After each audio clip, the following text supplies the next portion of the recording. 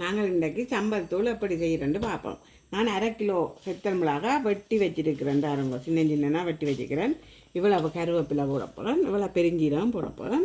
இதால் 2 மூடி எண்ணெய் விட போகிறேன். முதல் அடுப்பை தட்டுவோம். தாச்சி சூடாயிட்டு எண்ணெய் இந்த வேறுங்க இவ்வளோ விடுறேன்டா.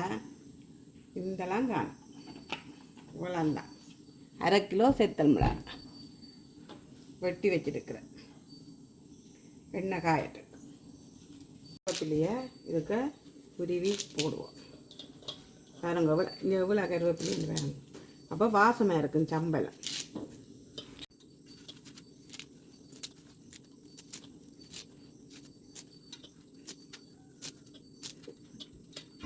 எண்ணெய் ஒழிச்சிட்டு இதுக்கு போட போகிறோம்.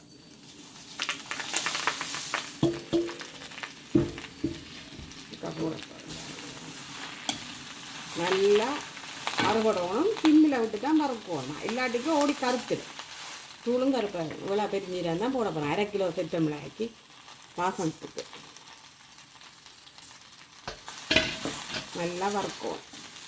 சிம்மில் விட்டுட்டு பொறு ரெண்டு வேற வறுக்கும். 10 நிமிஷம் பார்த்தோம்னா காணும். கருவேப்பிலை வறுபட்டோன்னா கருவேப்பிலை காஞ்ச மாதிரி வருவேன். அப்போ நிப்பாட்ட வேண்டிய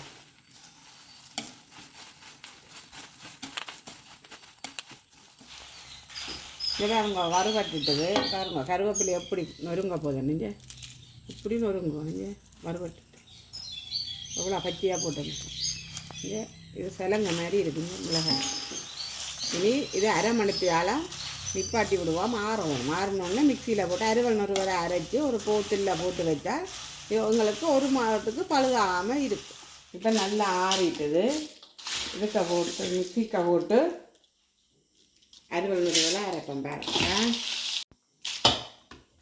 பாருங்க ஒருக்கா ப்ளஸ் பண்ணினாலே தப்பண்டு அப்படி அறுவல் நொறுவலை அரைக்கும். இங்கே பாருங்க